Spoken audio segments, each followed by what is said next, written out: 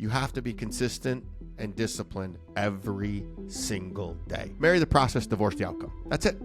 Get better every day and keep freaking grinding. And what makes me go, and I said it before we hit record, was I just won't. Most people are going to stop, and that's when I get started. Life is like a roller coaster. There's ups and there's downs, and you want those ups and downs because that's like a heartbeat.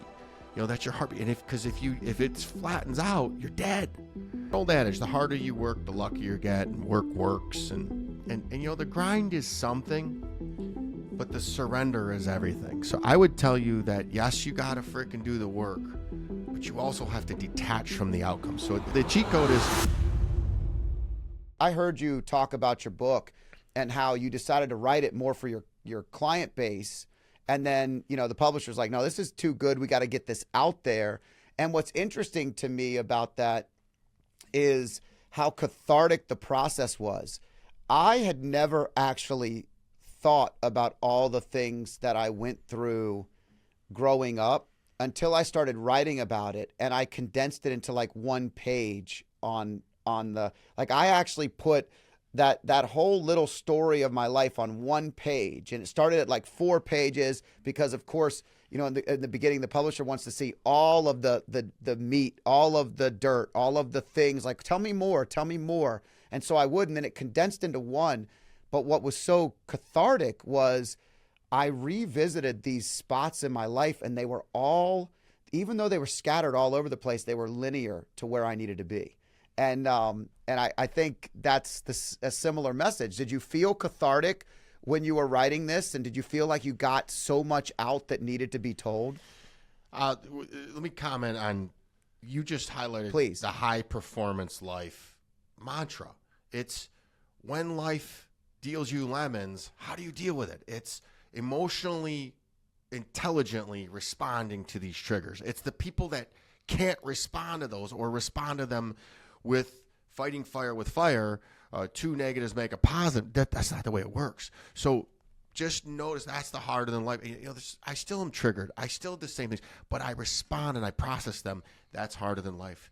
That's the high performance life. So if you can take away one thing, listeners, take away that. It's become emotionally intelligent, not IQ, EQ, and realize you control your response, your reaction, even your thoughts.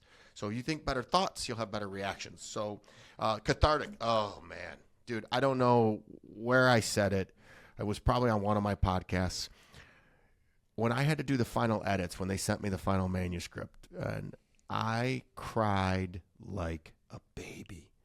And it was that cry, Scott, where I believe all of my childhood trauma kind of just let out, because there was nobody to cry to when I was a child. My mother was and stepfather were alcoholics, gone drinking. I was alone from 8 until now.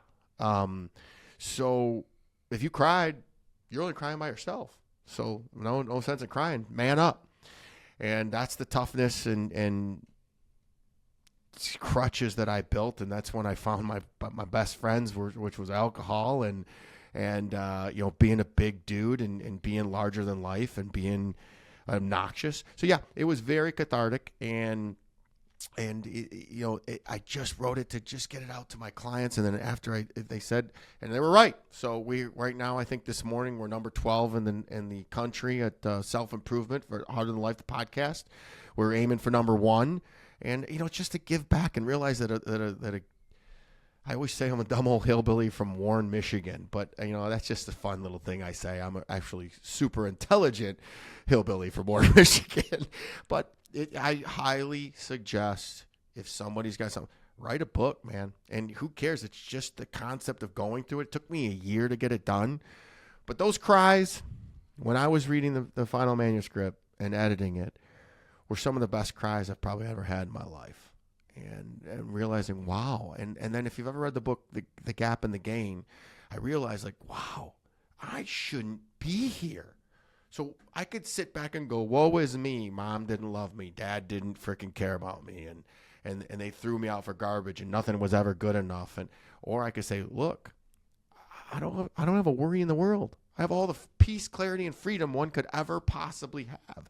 I want to go to frickin' France tonight. I'm going to leave. Go catch the closing ceremonies of the Olympics. But it's so funny, though, Scott, how when you get that kind of freedom, how little you require in life anymore. You know, you're an empty nester now, and your wife retired so you guys can go see the world. And it's just that simple. And where do you want to go? I don't know. We'll figure it out. Wherever the wind blows me. It's beautiful. Life is beautiful. Well, we have to live in that gain. And I think Dr. Ben Hardy and Dan Sullivan wrote a phenomenal book. I'm very familiar with the book. I know both of them personally. And I live in the gap I lived in the gap for most of my life. And the challenge is when you live in the gap is when you actually attain something you were working for, it's empty and you don't understand why. And for me, even no matter how good I get at understanding that, no matter how great we get at adjusting or changing our lifestyle, and actually being 90% better, every once in a while I find myself in that gap. It was funny. We won. My business won Small Business of the Year in our city, which is like 270,000, 250,000 people. It's kind of a big deal. And I pulled into the parking lot for the award, and I realized I didn't tell my wife. I didn't talk about it at the dinner table. I didn't even call my mom and dad and invite them to come to the event. I just invited people from work to celebrate at work. Like I had compartmentalized so much of it. And I'd read the book, The Gap of the Gain. Like I knew this stuff. And I'm like, oh, you're in a gap moment. You got to remind yourself, look how far you came. Do you remember when you started that business? Do you remember what it was like to build that brand? Do you know how many people you served and what the objective was? And I was coaching myself in the car. So when I got out, I came out as a completely different human. I also called my mom on the way home. I told my kids and wife about it when we got back. And I adjusted course. To your point, whatever we decide to do, like it's one of those things where even if you make the wrong decision, you could still adjust course pretty quickly. It's how quickly you recognize it that really starts to matter the older we get. Was that the event where you decided to surrender? Because that's really the moment you realize that you're not in control of this and you can surrender to whatever you call it. You're a Christian or Catholic, so it's God. It could be energy. It could be source. It could be anything, love. But once the moment that you realize that we're really not in control of anything other than our reactions to things, was that the event that got you to surrender? Or if not, would you please tell me? Because I'm in that phase right now. I'm 2 years older than you. And every day I'm like, surrender, Siegel. Surrender. Just allow. Stop trying to do and just be. Yeah, so I when I look back, every major challenge that I faced in my life, I found myself in a church. And so I worked for the Attorney General's office, and the AG didn't win, and I had no job. And every day I went to 12 o'clock daily mass. Instead of going to a lunch, I went to mass every day as a 21-year-old kid, 22-year-old kid. And I didn't even know, I literally was just there to think. And when I started the business in 2016, I left a very comfortable lifestyle practice that I was running, making more money than I had ever dreamed. I can remember my dad laughing when I told him I was leaving. He was like, it's never enough for you, dude. Like he literally laughed at me in a very honest way. And he wasn't critical, but I was so perceptive. I'm so perceptive of another human's perspective that I was like, what? You think it's never enough for me? He's like, you do everything. Like you do anything you want to do. You drive the best car. Like you have, and I mean, I drive a Tahoe. It's not the best car, but to us, that was a really big deal. And I'm getting to the point to answer your question, which I think is a great question. And that is when I decided to find strategic partnership for the business that I had built over 7 years. And I had to decide, do I want to sell a percentage of it? Do I want to be fully acquired? I brought in all these partners. I did all this work. And I told my oldest son, it was the worst year of my life, but the most successful year of my life. And my 18-year-old and I had that conversation. During that time, that was when I hit a fully surrendering mentality. I made decisions that put God first in every single. Now, I'd been doing it for probably 7-8 years. I had been doing some of the activities that I needed, morning routine that included scripture reading. Like I was building, it's like going to the gym, which I know you understand. Like you start off with small gains and then you start to really see exponential gains. I hit it last year where I found myself not knowing if it would go through, not knowing if it would be the right thing, not knowing if I made the right decision, not knowing if it was going to completely derail our family, like all the things. And I just said, it's out of my control. I'm doing the best I can and I'm being guided. And every time I would get signs that were exactly where I needed to be. It was really powerful. And so there's a great book by Walter Chizik called He Leadeth Me. And the whole book is about surrender. And he was in camps in the gulags in Russia during World War II. And he was a priest. And as soon as he became this priest, he was a young priest who was like ready to go change the world and wanted to go into Russia. And then like everything went wrong. And it talks about surrender. And I actually read that book during that year. And it wasn't the only thing. There was multiple things but that is, I do know when it happened, and it was more recent than it was, but it was also a series of decisions. Good long answer. So have you read the Surrender Experiment by Michael Singer? I haven't. No, it's basically I'm gonna write it down right now. Yeah, it's an interesting story, and it's a true story. So it's pretty wild. I'm not going to ruin it for you, but it's basically a lot what you're saying, but. Yeah, you know what? That's what they say. You know, there's an old adage: the harder you work, the luckier you get, and work works. And you know, the grind is something, but the surrender is everything. So I would tell you that yes, you got to freaking do the work, but you also have to detach from the outcome. So the cheat code here, the life lesson, because there's no freaking cheat codes. I'm going to tell you that right now. The cheat code is you have to be consistent and disciplined every single day. It's like I've been working for 27 years and I'm so lucky that I own a company. So marry the process, divorce the outcome. That's it.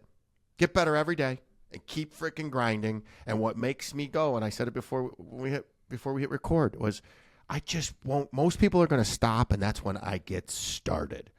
And I'm smart, and sometimes I'm stubborn, and I just keep beating my head against the wall, and that's where the surrender comes in. It's God saying, this path ain't for you.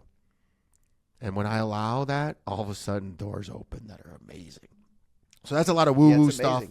But I'm telling you. It's not woo-woo at all. It's real. That's real. I say like this. I mean, it's true. Life is like a roller coaster. There's ups and there's downs. And you want those ups and downs because that's like a heartbeat. You know, that's your heartbeat. And if it flattens out, you're dead.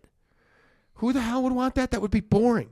And what I always know is when I'm frickin' in one of my downs, and it's the whole Frank Sinatra thing. That's life. When you're riding high in April, shot down in May, you know you're going to change that tune when you're back on top in June. So you know that when you're in those downs, you just got to smile because you know that's as low as it's going to get, and it's going to start going back, and you start that grind, that upward thing, up that frickin' roller coaster, and know that. Woo, and then enjoy that ride for a little bit. And they say in any business, and you could probably go back to when you owned your company, in a 10-year span, you're going to have 6 good years, 2 terrible years, and 2 okay years. It's the 2 terrible years that you got that may put you out of business that you got to weather. And I got to tell you, I'm coming to the end of the 2 years, and it can't come soon enough. And the funny thing about it is I got to go back and measure the gap and the gain. It's like, wait a minute. In those 2 years, I wrote a best-selling book. I launched a new brand. We're number 12 in the country. You know, it's like, wait a minute. Okay, I've been grinding.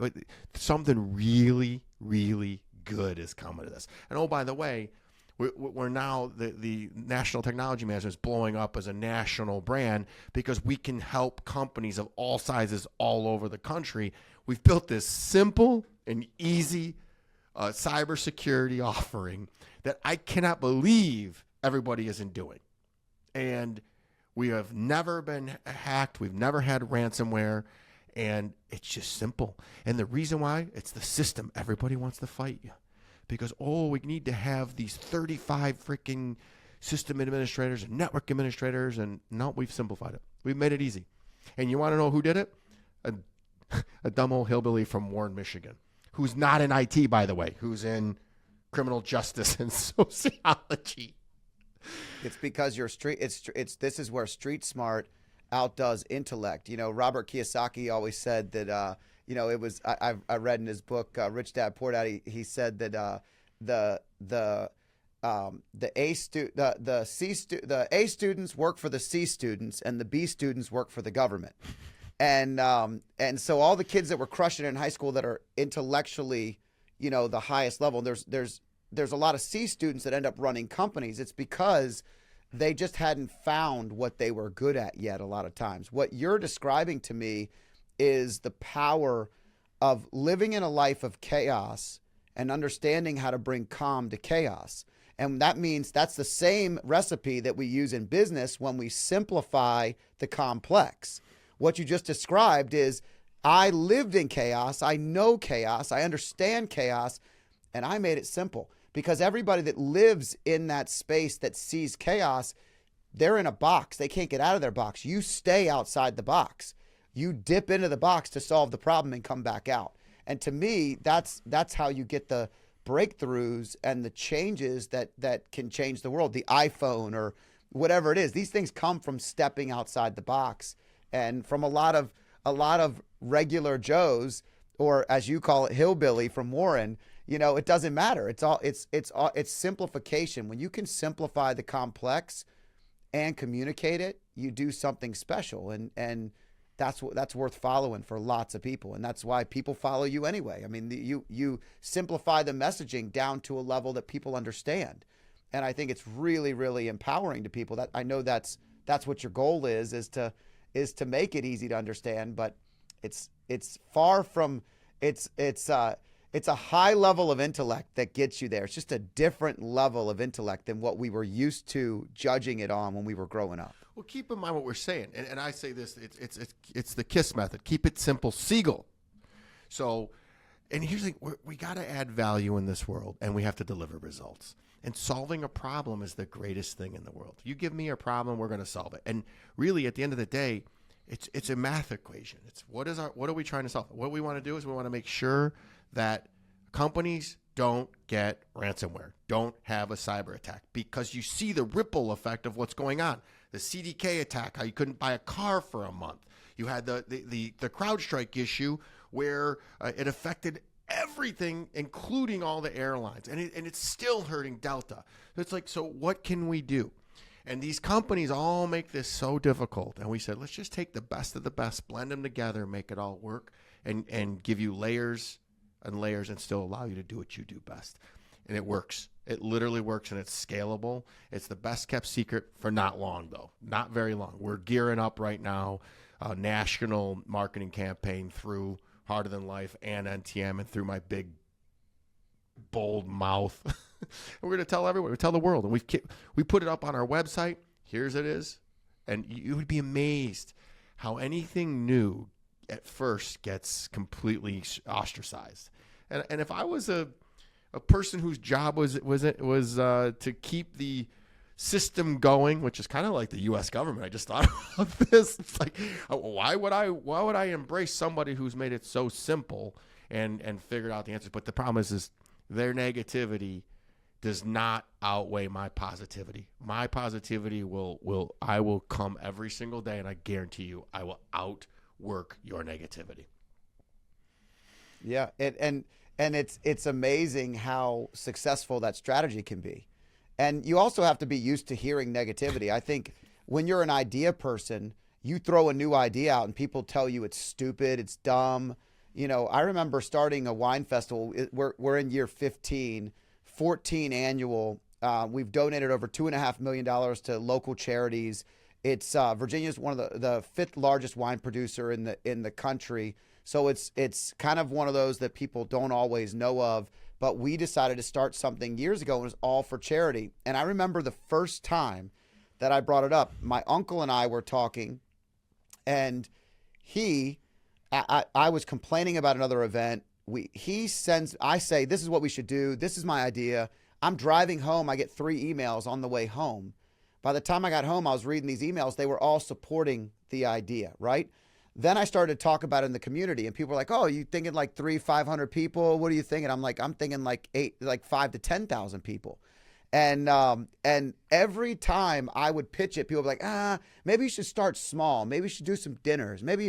And everybody wants to criticize. Year 1, 8,000 people, 175K to local charities, like 15 years later, life-changing type of thing.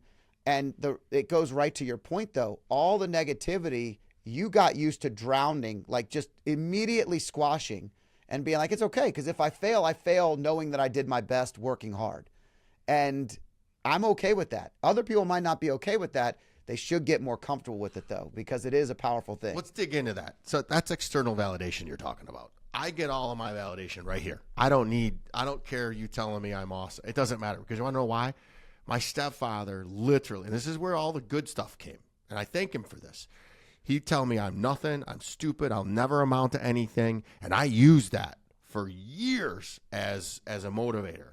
And now I don't, I'd like to call him up. I don't talk to him, and he's still alive, amazingly. And say, man, any boo-boo, I'll show you. But I don't. That's what I needed. So I would just say thank you.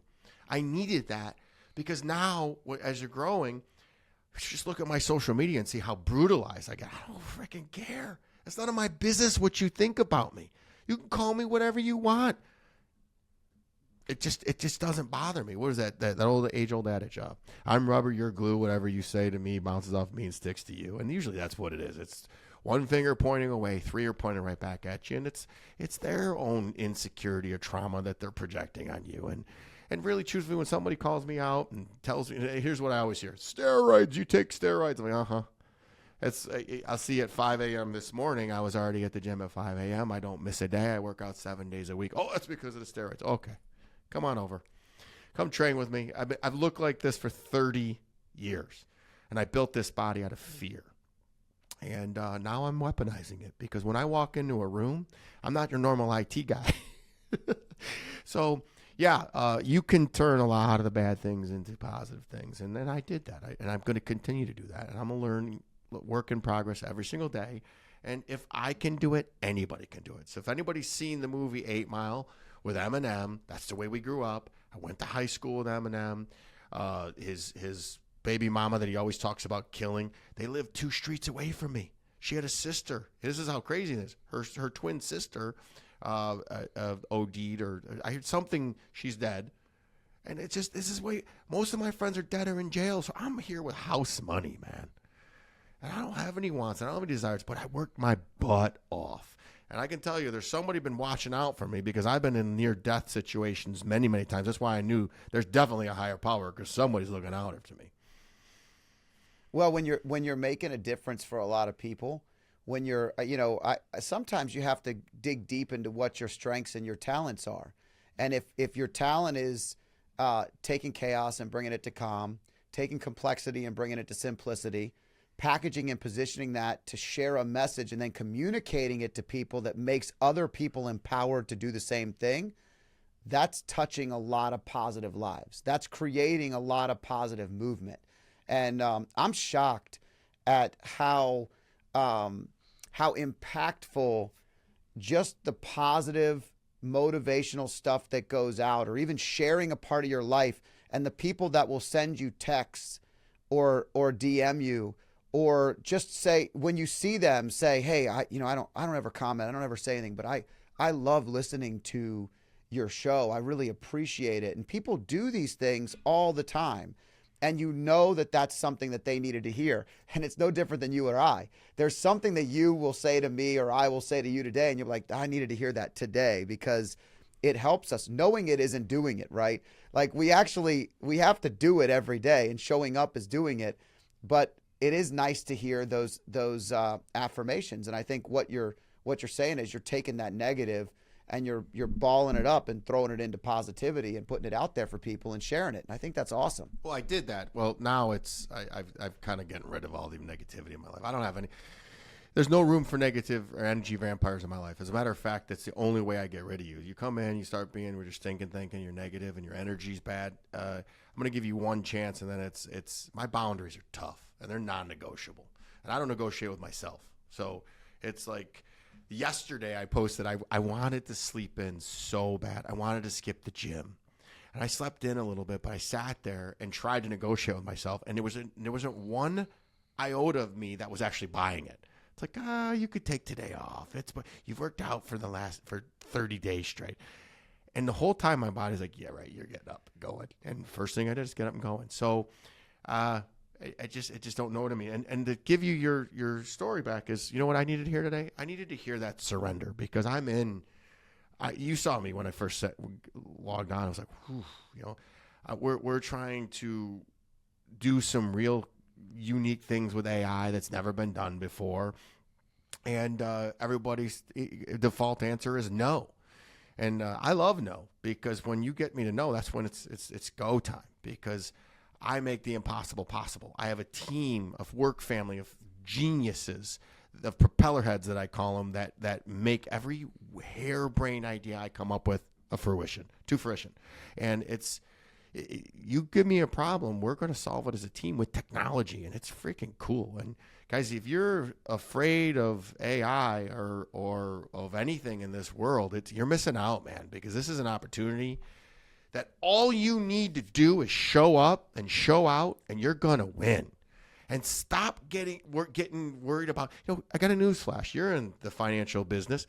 It doesn't matter who our president is. It really doesn't affect your day to day. Should we be a little stronger looking right now? It'd be nice. But then the other option is a guy that seems to not like women. So it's really, this country has been here for 200 years. It's going to continue no matter who's the president. So why do you sit there and hate somebody because they like Trump or they like Kamala? Let's just figure out what we agree on and go from there. We learned that in kindergarten, Scott. We went boy, girl, boy, girl, boy, girl, and we had to get along. If you didn't have something nice to say, you said nothing. Now we're just going to throw zingers at each other and call each other names. It's like, these are the leaders of our country? I think it's the word hate that you're talking about that's really interesting. I had a conversation with someone who we were talking about the assassination and how people were posting that they wish it didn't miss, and all these types of, it's hatred. And I really question anyone that feels like that. You have to go inward, because you have something seriously offsetting inside of you that wants you to see someone else die that is a leader, a former president, period. Whether you agree or disagree with the words they say, these are the things that we have to change about. And it goes both ways. There's the same energy about wanting Biden to die or whatever. Like, it's just not, these aren't good things. So regardless of your political opinions, to your point, I think the word is the hatred. When you find yourself with hatred, it means you have the opposite of love. Love is the answer. The Beatles had it figured out pretty great back in the old days. Love is all you need. And God is love. You can go back through any level of history, and we can find that love is the answer, not the opposite. And we find ourselves with hatred or anger or frustration, and we all have it. We all get upset about things. We all get triggered. But when it's to that level, you really need to take a step back and get curious. And you'll probably find an answer that you're looking for.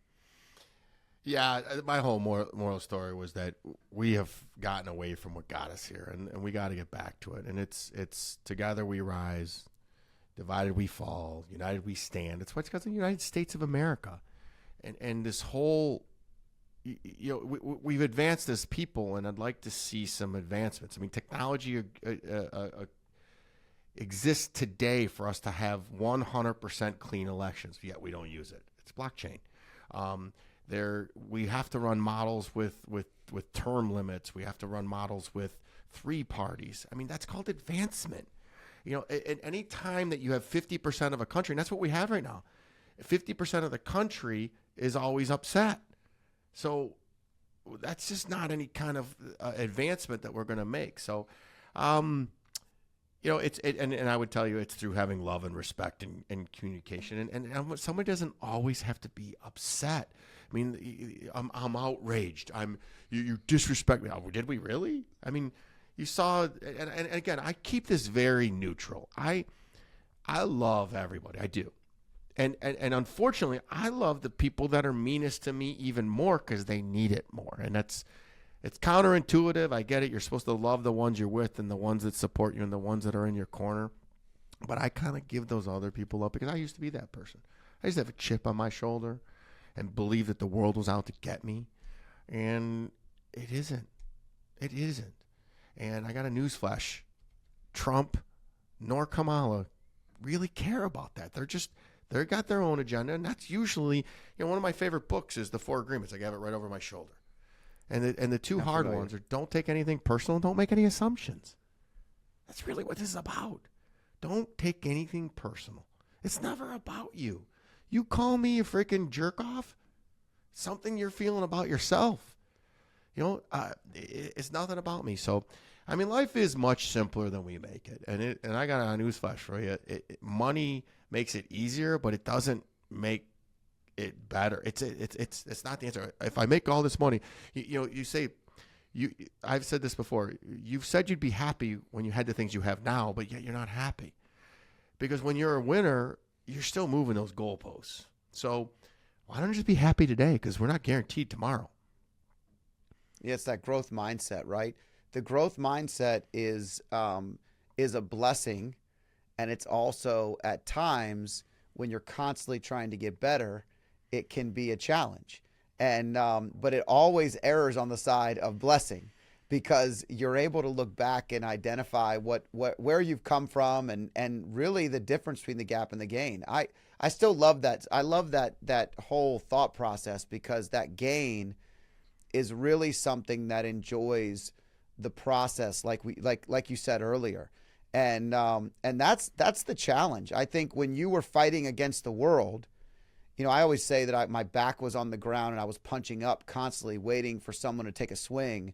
And when I started to realize that I just needed to share my gifts, give my gifts, share whatever I could, it was like constantly people were grabbing hands. It was so easy once you start giving of yourself versus worrying about what you have to take or what someone else is trying to give you. And I mean, that is a true surrendering, and it's a great value. Let me give you the great spoiler alert.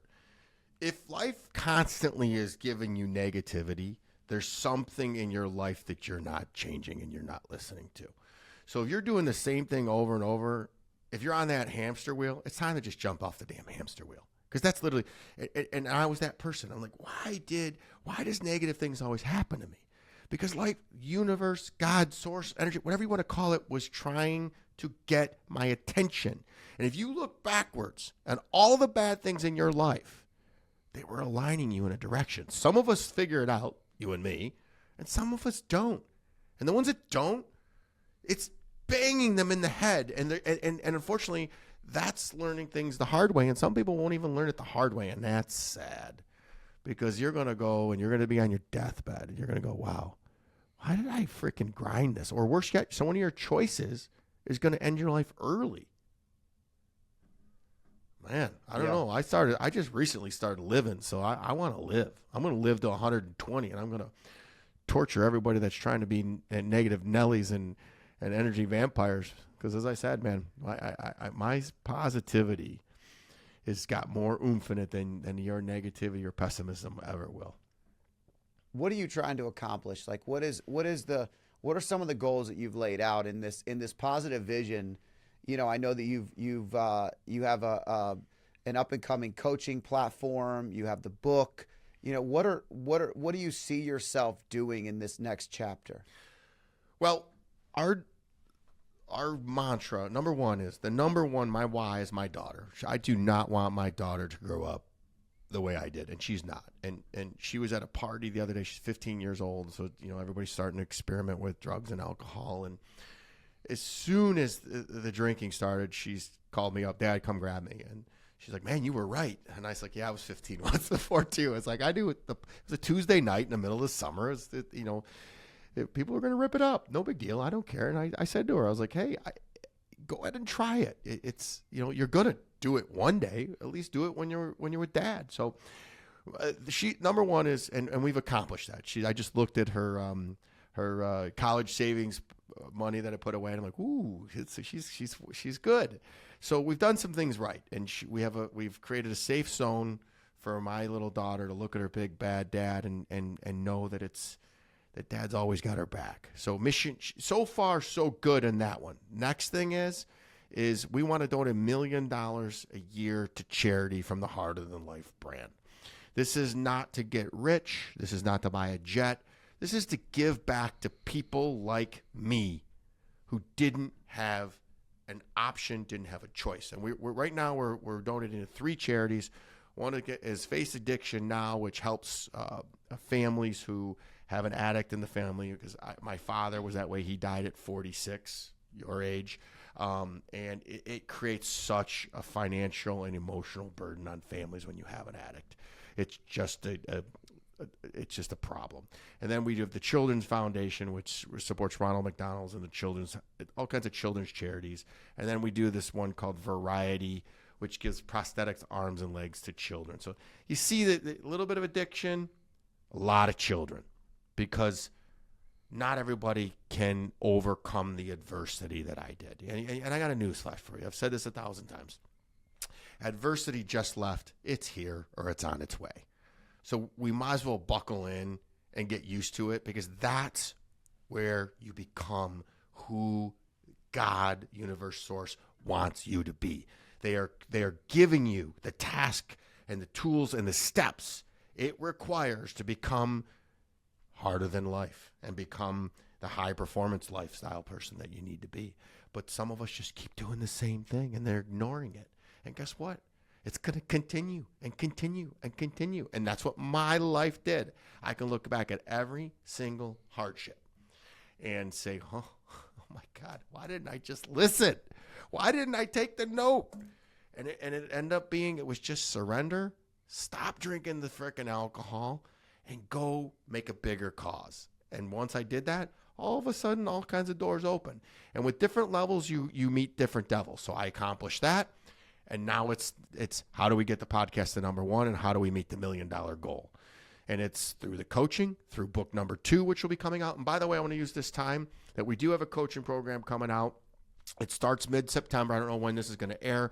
But if anybody messages me, head over to Instagram, follow me, kelly.siegel.71. It's spelled Siegel. Send me a message, and I will send you the electronic copy of my book, my last book, because it's really, really good, and it has some great information in there. And that's just my gift to Scott's listeners. And you'll just hear some crazy stories. And then we'll have you on the list for this book number 2, which we're going to call Happier Than Life. Because if you follow me, you will be happy. And you do the work, you will be happy. And that's what we want. Healthy and happy. Book number 3 will be Healthier Than Life, which we'll talk about how to get your mind. If you get your mind right, and everything else can follow that. I did everything backwards. That's the hillbilly in me. I think I did everything backwards. I got physically fit, and then emotionally fit, and then freaking happy. So I'm flipping it the other way. So that's really the goals, as you've just laid it out. You've got a multi-book plan. You have a coaching platform to impact more people, and most importantly, the why is to be able to give back as much as you possibly can, over $1 million a year to charities, and ones that are very, very personal to you, where you're impacting children. So, I mean, you're hitting every box in my world. You're focusing on the who's that matter most in your life. Your impact's going beyond your day job. You're obviously grounded in something bigger than yourself and have killed the ego, and a healthy mind, body, and spirit is the focus. Is how you show up, is with that same intensity that you've shown up your whole life. And whether it's backwards or forwards, it is right where you are now. And that's all that really matters is how we do it from here, right? Also, too, you have to have a plan. So fail to plan to fail. So everything I have a system for. Whether it be national technology management or harder than life, we have systems and goals that we achieve, and that's how we're going to get there. So this isn't just rah, rah, rah, I'm going to tell you, go to the gym and do affirmations. No. We're going to break it down and tailor every single coaching program for each individual person. And it's cheap. It's $297 a month, and you're going to have access to me, our goals. And here's a news flash. You're a financial guy. Every single thing we do boils down to numbers. So, and I can go into my journal this morning and you can see exactly what my numbers are. And just recently, I 10x those numbers because I'm like, why am I thinking so small? So we want 2,000 people in our coaching program. We're going to affect 2,000 people every single month. And those will be from all different walks of life, whether you have a relationship, whether it be romantic or a personal relationship. It could be the relationship with yourself. It could be a fitness issue. Could be a financial issue. We're good at all of them. And I have a system. It's called the Siegel operating system that is foolproof, that works, but you got to work it. Everything works if you work it. So don't come to me if you're looking for an elevator or an easy pill. This is not Ozempic. You have to go in and you got to lose the weight.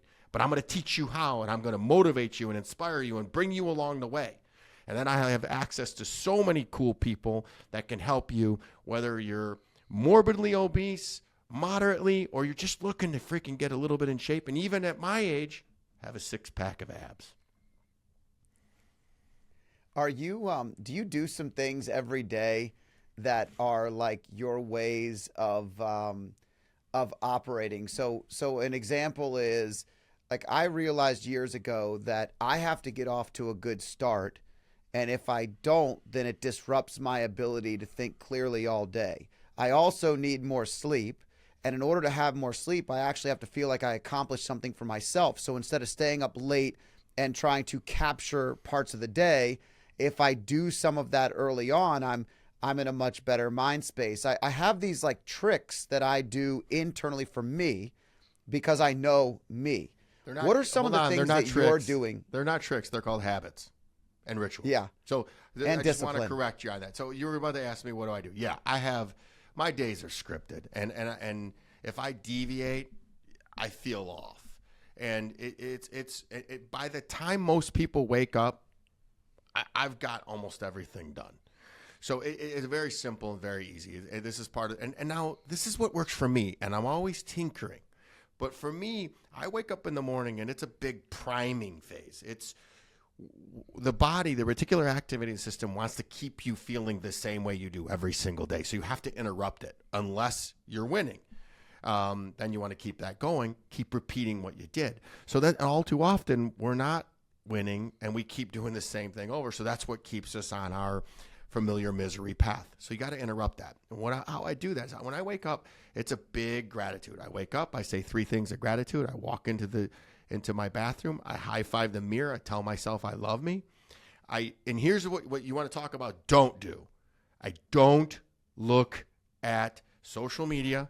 I don't look at the news, especially right now. If I want to immediately set my day off, bring up Fox News. And it just sets me off. So I keep going with that, and I get my butt to the gym. I do my meditation. I do my journaling. And by the time it's 4:15 in the morning, by the way, every single day, no matter, on the weekends, it's usually 5:30. It's like an hour later because I allow myself to stay out. I go to sleep 8:30, between 8:30 and 9:30 every night. I got to tell you, winning is boring. And I have the JOMO. I have the joy of missing out on things because now, you know what? While people got to work and do things, I get to go to Florida in my Florida house and hang out and relax because I ground that day. I went through and worked that day that most people took off. And I've been doing this for 27 years. Even when I was a wild animal partier, I still got up and I worked out at 5 a.m. I still did my gratitude. I still journaled. I still read. I read every single day. I want to get better. It's enjoyment to me. So I just rinse and repeat, do that every single day. And I read and work out 7 days a week, and there's just no days off, even on vacation. I am a better person when I lift weights. So I look good, feel good, do good, and repeat. And then I figure out cool things to do like this and meet amazing people like you who fill into me. Like I was telling you about Rachel Luna, who was just on the podcast. You fill yourself with who you surround yourself with is who you're going to be. So I have a group of people that are just so fantastic. And if I ever am feeling down, I just reach out and they pour into me. But I don't have those down days. I don't. And I'm not trying. And somebody just yelled at me. They're like, you got to show when things are down. And I'm like, they really aren't. If my toughest thing is somebody telling me no, that I know the answer is going to be yes, what am I going to be mad about? There's certain days where it just happens. When you're in cybersecurity and you're trying to be an influencer or let's call that a thought leader. I don't want to be an influencer. I want to be a thought leader. You're facing resistance. There's big people in those space trying to keep their way of life and trying to keep you down. Good luck with that, because I'm coming. And I got a news flash for you. Unlike some of these people, I don't have a skeleton in my closet. You're not going to catch me womanizing, looking at porn. I don't have time for that. So there's just not a point in my life that I'm wasting time or energy. Every once in a while, I am. If I wasn't doing this, I would be in political science. I probably would run for politics. So I am fascinated with the politics. So I unfortunately, I say don't pay attention to it. I do, because I want to learn from it. I use it as a learning experience. Like I in no way, shape, or form would ever. You've been in business for years. When were we ever taught to disparage your competition? It was always tell people about your record and what you're going to do, and you don't bring up the competition. In IT, if I disparage my competition, they look at me like I'm a jerk. But yet here we are. Kamala yelling at J.D. Vance. J.D. Vance yelling at Kamala. Them showing each other up on the tarmac. It's like, come on, man. You guys are better than this. It's all about, I think the challenge is, it's like anything else. Politics, if you actually think you can change something, you're probably wrong when it comes to politics, because there's a system that's obviously broken. I mean, a broken system with a bunch of 80-year-olds in the Senate and having no clue. That Nancy Pelosi, I think, outperformed Warren Buffett last year in her performance of her investments. Like, when you start looking at these things, the corruption in our government is so challenging that I think people go in with a good heart to change. And I'll pause there. I think they go in with a good heart to change. They just hit a wall. It's not broken. It just is archaic and needs to be updated with all this new technology that we have. And you're absolutely right. There's just not enough accountability in the world. And I got a newsflash for you. If you pay attention to some of this stuff, Nancy Pelosi is facing the toughest reelection. I predict she doesn't get reelected, and not because of what she's been doing. There is a young 27-year-old Chinese American dude running against her, and he's going to smoke her because he in her district is 33% Chinese.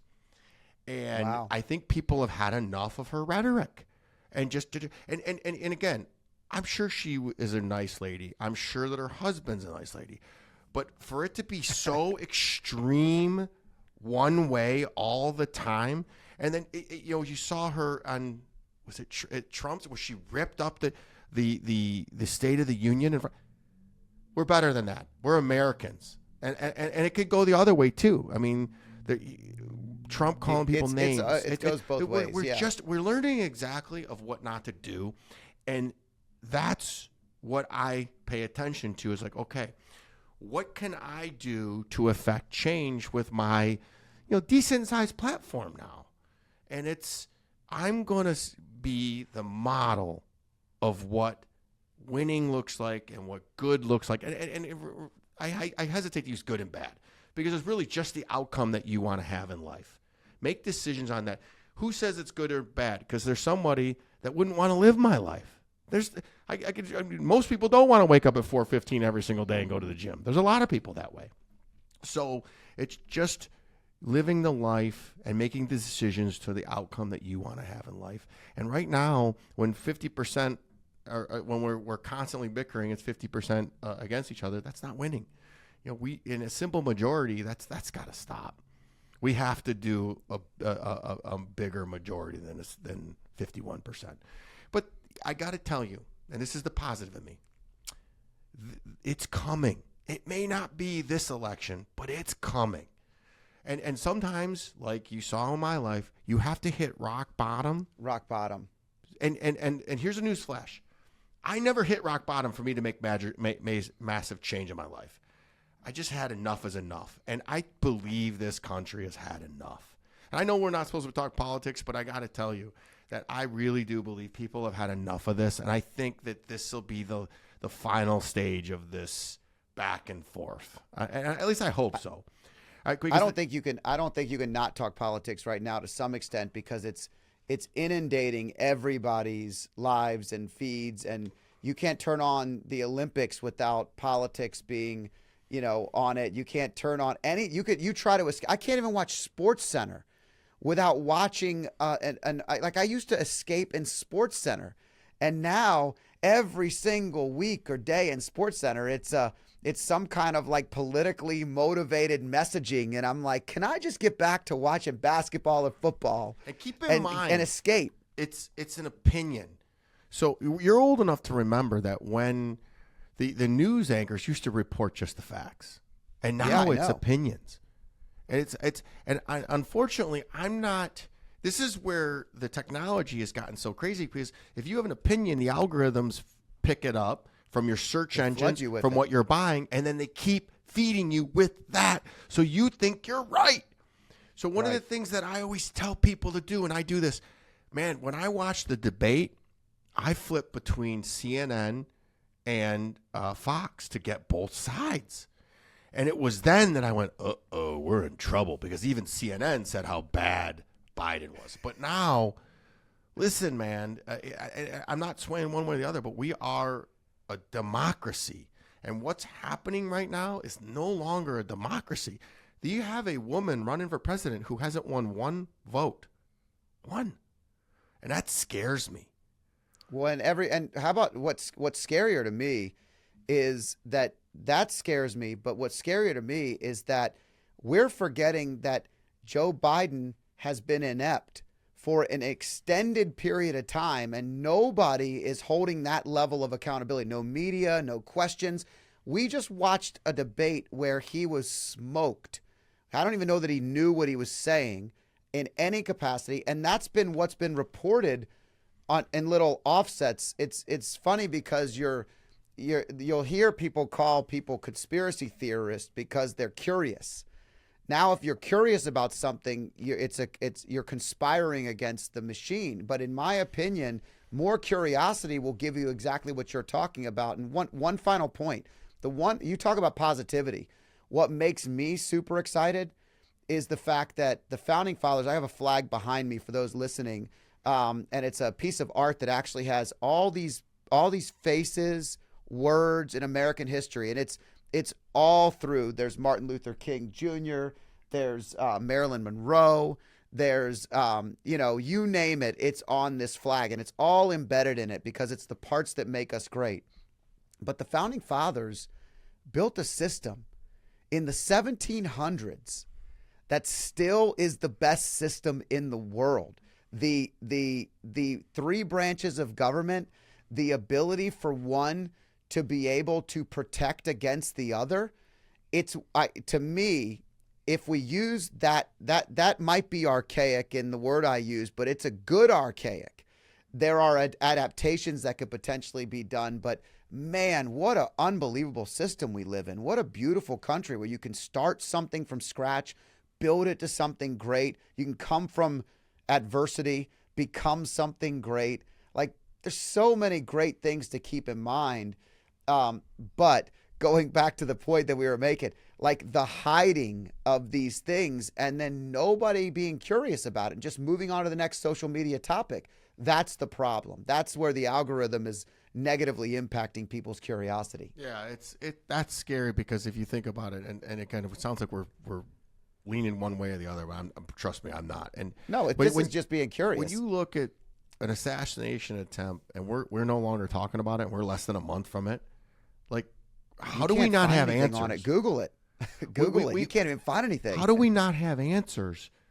That it's just all I'm trying to tell people is everything. It's fascinating to watch. You asked me a question about what I do, and I go down this rabbit hole because I'm going to affect change in any way, shape, or form I can. And if it's sitting with either side and moderating, or maybe even a run for office someday, and believe me, I will affect change, because I will stand on people's desks, or I will sit back and wait. And believe me, I should have been a hostage negotiator. So what I would do is very simple. I would integrate the House, so they're integrated. You know, they're all friends. It's just for the State of the Union, you got the right, the left. No. First thing I do is, guess what, guys? Go be friends like you are, and stop with the freaking supporting each other when you know, one group blindly rooting for the yeah. Democrats and that's how you know it's wrong. Like, not a single Democrat ever freaking breaks party. You know, and one or two Republicans. That tells me that you're not speaking for yourself. It didn't used to be like that. No. When I worked in politics right out of college, and we used to go into what is considered today. So I worked for a Republican attorney general who was a lifelong Democrat, who the party in our area wouldn't allow him to run. So he flipped parties. Doesn't change who you are. It doesn't change what you believe. It just changes where your opportunity comes from. Became a very successful Republican politician. And during the gubernatorial race, he ran against Mark Warner, who was a fiscally conservative Democrat. And so they were very similar in types of politics. But we would go into, completely different areas than you would see today, the opposite political parties going into and having, great discussions. And it became polarizing. But I think social media, to your point earlier, the beauty of technology is we're not going to stop it, right? But what we do need to do is we need to be more aware that it's controlling the way we think. And if you're out there just following what you see online, or watching the news and then getting your news from the TV only, you're being told what to think. You're being told how to feel. And we have to be better than that. And again, I think it starts with curiosity. I love the Ted Lasso poster behind me, Believe, because he always says, be curious, not judgmental.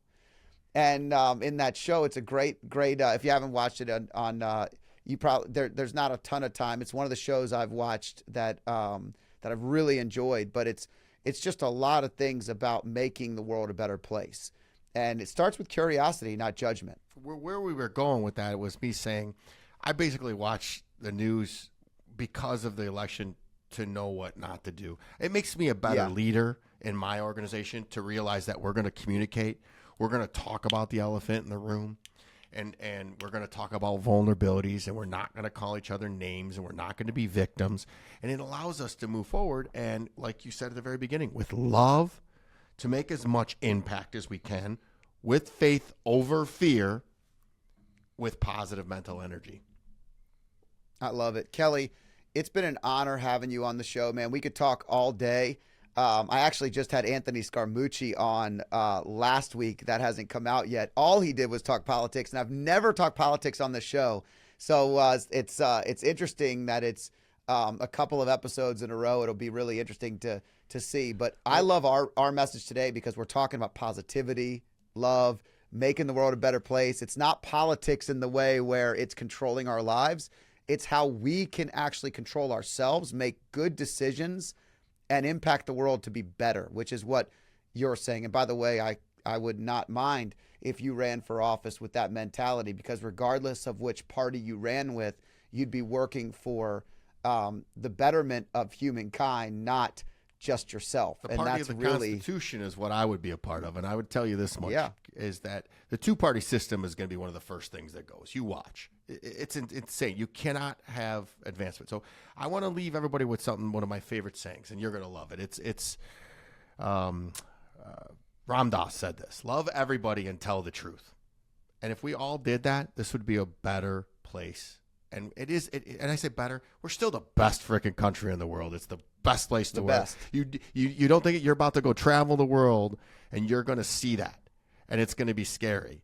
But it's the greatest place in the world. But we have room to get better. And with conversations like this and people like you doing great things. And by the way, if any of my listeners, this guy's winning. 2 kids, one kid in college, 1 kid in high school, a wife that retired, a business, doing good. You are the American dream, my friend. So kudos to you. Measure the gap. Be proud of yourself because you're truly harder than life. Thanks, brother. Kelly, if you're not following him, go follow him. Listen to what he's putting out there. Follow his future. Check out his company. Thanks for joining me. I hope you enjoyed this podcast. If you liked it, there's more where this one came from. Click here and enjoy some more.